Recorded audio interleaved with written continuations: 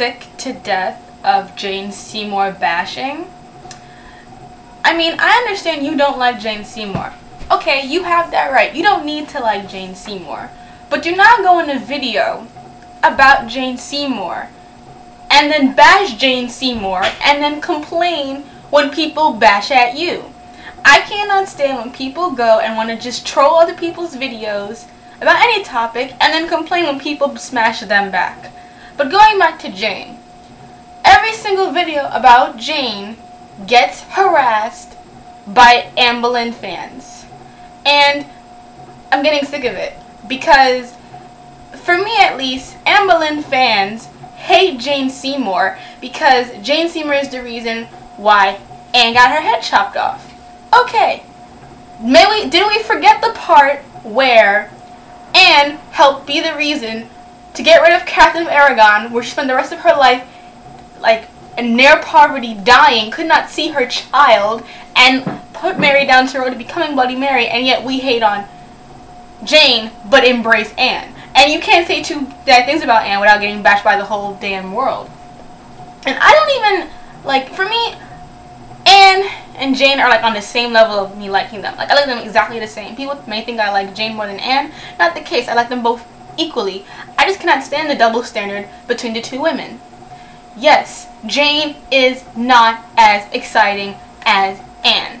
That's not Jane's fault. Jane may not be more exciting than Anne, but that's not Jane's fault. Jane died before she could do anything important besides have Edward. And to me, what makes me just laugh is like, all Jane did was give Henry a son. All Anne did was give the world Elizabeth.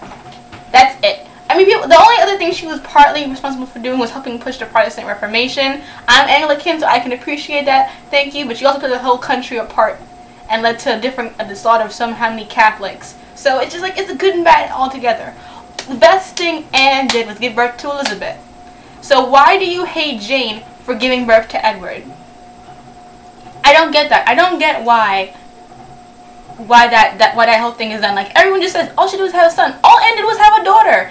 And the thing about it is this, if Elizabeth was not Anne's daughter, Anne would not get any accreditation.